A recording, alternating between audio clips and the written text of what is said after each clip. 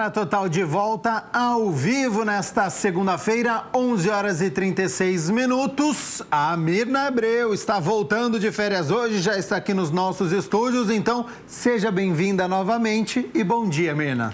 Bom dia, obrigada, Gabriel. Bom dia a vocês de casa. E a gente já começa trazendo uma notícia do prefeito Dário Saad, que testou negativo para a Covid-19 nesta segunda-feira e já retoma as atividades. Ele que no último dia 17 teve contato durante a reunião do Conselho de Desenvolvimento da Região Metropolitana de Campinas com os prefeitos de Hortolândia, o Zezé, e também com o prefeito de Sumaré, Luiz Dalben, que testaram positivo para a doença na semana passada. Por conta disso, então, o prefeito fez o isolamento nesse período e agora, com a liberação após o teste negativo, volta às atividades normalmente. E no último sábado foi o dia D da vacinação. A gente que esperava há tanto tempo, né, Gabriel, essa questão da liberação da vacinação das crianças. Nós tivemos na sexta-feira, inclusive isso aconteceu lá em casa, a abertura da agenda para agendar para as crianças no sábado. Então, muita gente agendou e, olha, a gente traz o resultado aqui, olha. São 21.175 doses da vacina neste sábado. Nós temos 5.746 crianças que tomaram a primeira dose da vacina. A gente lembra que nesse momento em Campinas ainda está sendo aplicada a vacina da Pfizer, apesar ainda da liberação da Coronavac, mas não chegaram lotes da Coronavac, então por isso foi a Pfizer. E nós tivemos ainda os adultos que receberam as doses adicionais, foram 173 segundas doses também e doses únicas e 70 primeiras doses em adultos. Então, só as pessoas acima de 18 anos foram 15.186 pessoas. E os centros de saúde foram 37 abertos neste dia D de vacinação infantil. Importante, olha, a gente teve lá a vacinação e já no ato que você recebia aquele papelzinho, já foi agendada a segunda dose. Porque lá no começo a gente tinha que depois agendar a segunda dose. Agora não, eles já estão agendando e a gente lembra, olha, que no vacina.campinas.sp.gov.br, quem não foi no dia D pode continuar agendando. A gente tem aí como fazer o agendamento. Esse agendamento ainda está marcado do dia D, mas nós temos aí os atendimentos normais. A gente lembra que, inclusive, quando a criança chega lá, é interessante que eles conversam com a criança. Eles perguntam para a criança, você está com gripe? Você está resfriado? Você está espirrando? Porque a criança, ela é muito verdadeira e ela já sabe falar, né? Essas coisas que estão acontecendo com ela. E aí tem olha, pessoas vacinadas têm menos chances de transmitir o vírus para outras.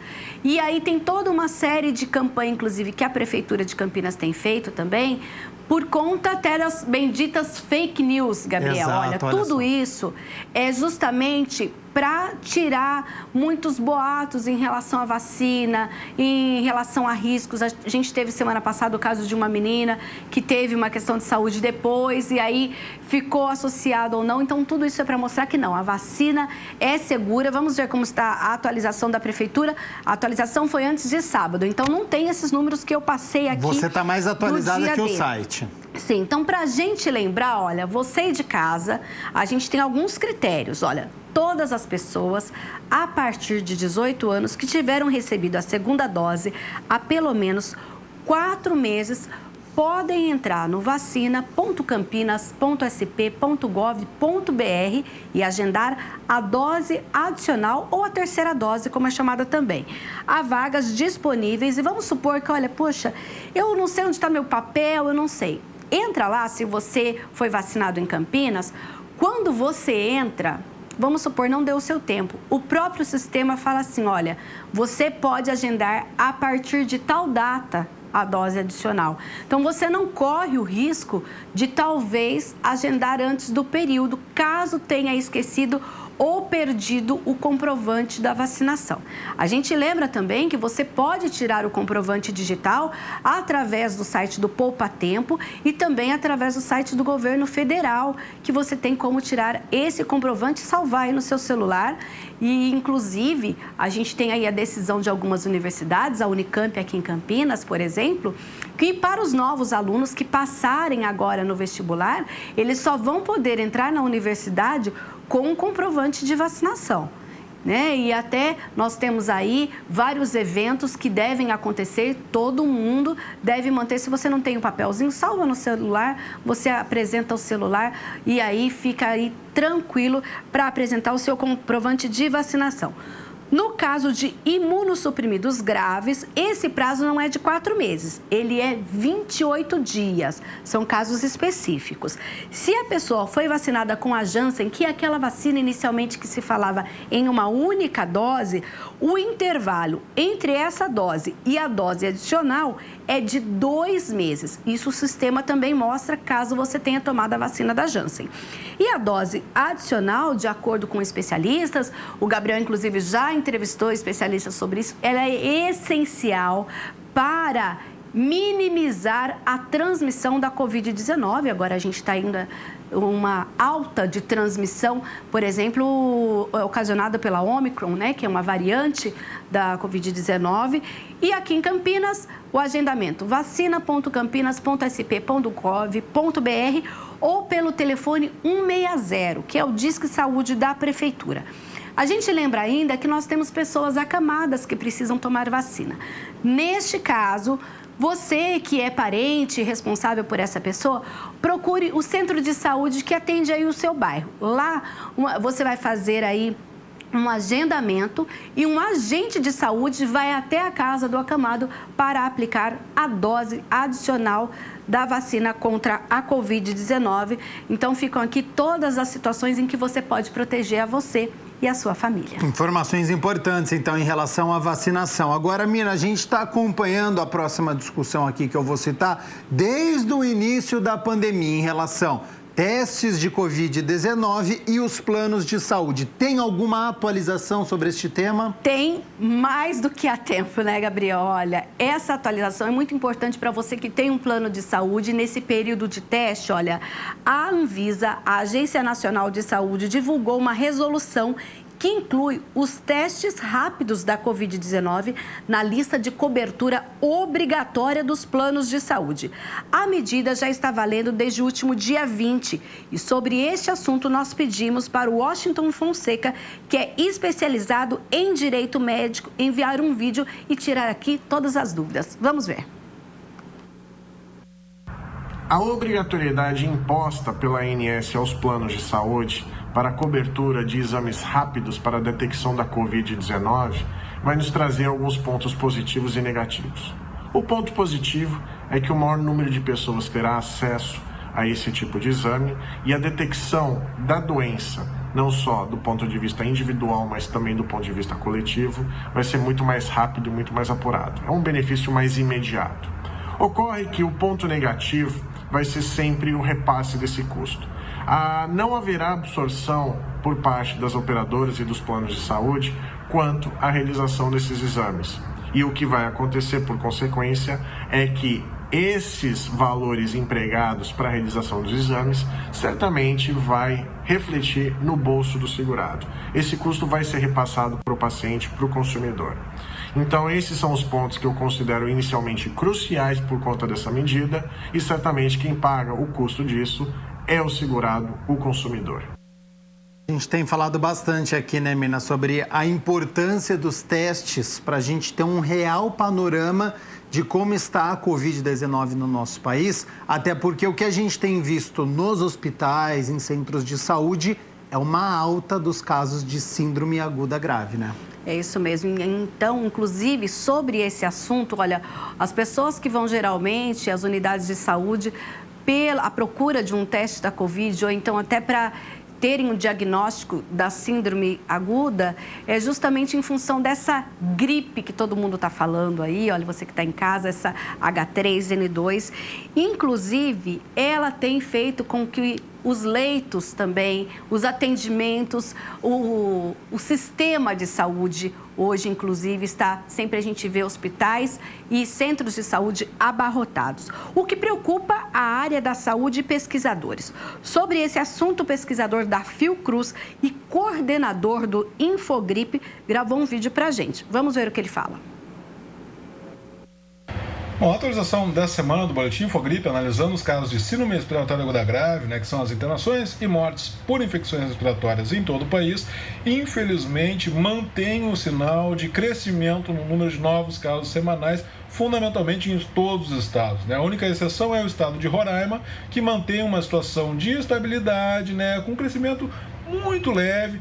Nos demais, é uma situação muito clara, um crescimento bastante significativo, na maioria dos estados, tendo iniciado ainda em dezembro e se mantendo aí em janeiro. O Rio de Janeiro tem uma particularidade, que é o fato de que a epidemia de gripe se iniciou ainda em novembro, gerando já impactos nas internações, de modo que na segunda quinzena de dezembro, que é quando a Covid volta a crescer com mais força no país, no Rio de Janeiro a gripe já estava numa situação ali, de declínio, então gerou uma situação um pouco distinta dos demais estados, mas já voltou a manter um sinal bastante claro de crescimento, porque a Covid já se sobrepõe à queda da gripe no Rio de Janeiro. Nos demais estados, a gente teve um dezembro marcado fundamentalmente por um crescimento quase que simultâneo, tanto da gripe quanto da Covid, gerando internações, mas agora a gente observa um sinal aí que sugere que a gripe já está perdendo força, na maioria dos estados, com algumas exceções, mas em geral, os dados sugerem, uma possibilidade aí de que a gripe já esteja perdendo força, mas a Covid segue, infelizmente, de vento em popa, e é isso que está fazendo com que a gente tenha esse cenário de crescimento no número de novos casos semanais. Em diversos estados a gente já está com uma possibilidade aí de estar chegando em casos similares ao que a gente observou lá no início de fevereiro do ano passado, que foi justamente o momento em que a gente teve uma retomada muito expressiva, que acabou culminando com o pico de março do ano passado. A gente espera que desta vez, como a gente inicia esse processo de crescimento de um patamar que era significativamente mais baixo, a gente consiga interromper essa nova onda, essa nova fase de crescimento, sem causar um estrago tão grande. Mas para isso é fundamental o engajamento tanto das autoridades quanto da população, para que a gente consiga interromper esse processo o mais rapidamente possível, porque nós estamos vivendo uma realidade aí distinta em termos de recursos hospitalares. Diversos locais já tinham iniciado aí uma desmobilização, então é importante a gente retomar essa capacidade de atendimento para que a gente consiga absorver da melhor jeito possível e evitar um cenário de sobrecarga significativa, mas para isso, novamente, é fundamental o engajamento, medidas aí de distanciamento físico para evitar a transmissão, incentivar o uso de boas máscaras, N95, PFF2, não tem essas máscaras à disposição, só tem máscara de pano. Então vai na farmácia, busca uma máscara cirúrgica para botar por baixo da de pano, porque isso também vai ajudar muito. E obviamente, vacinação. Quem ainda não tomou primeira, segunda ou dose de reforço, faça isso, busque suas doses. A mesma coisa para as nossas crianças. Quem já está com idade para tomar sua vacina, que busque a vacina dos nossos adolescentes, das nossas crianças, porque isso também vai ser fundamental para a gente reverter esse quadro o mais rápido possível.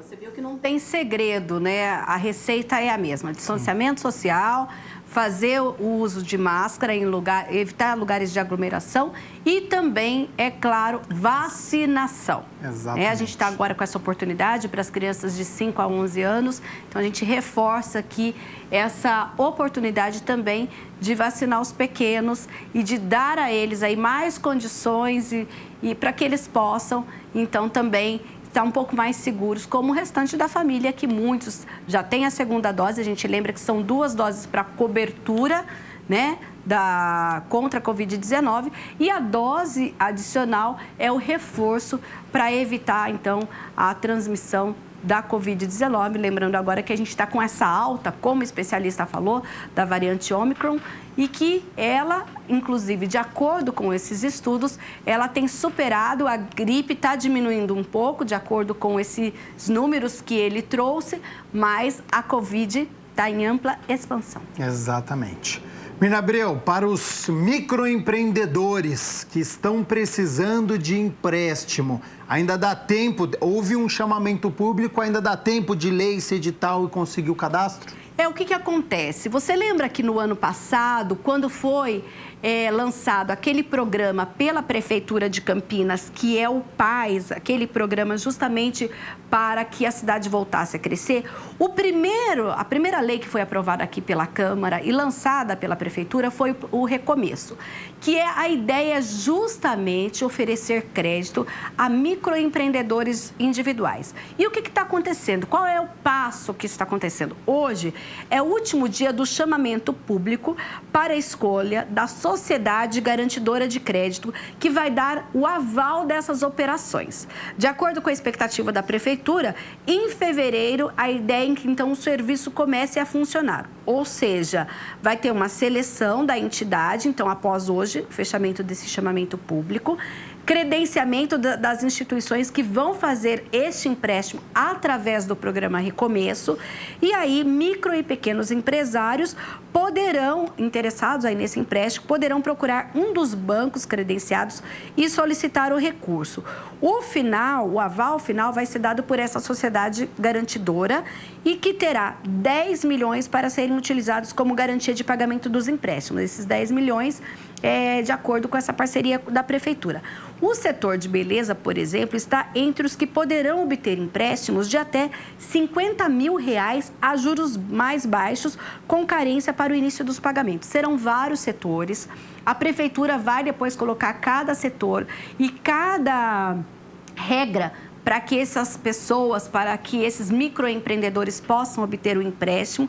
E de acordo com os dados da Receita Federal, olha, só em Campinas, vamos supor, cabeleireiros, são 6.800 profissionais. Nós temos ainda 2.194 que são profissionais com KNAI da beleza, que também vão se enquadrar para poder pleitear esse empréstimo através do plano Recomeça, que então vai ser empréstimos de 5 mil a 50 mil e de 30 mil para mês com juros mais baixos, parcelamento em até 36 meses e carência de 6 meses para começar a pagar a dívida. E claro, a gente vai avisar aqui no Notícias da Metrópole assim que for feita essa abertura de crédito para pequenos e microempreendedores aqui da cidade de Campinas.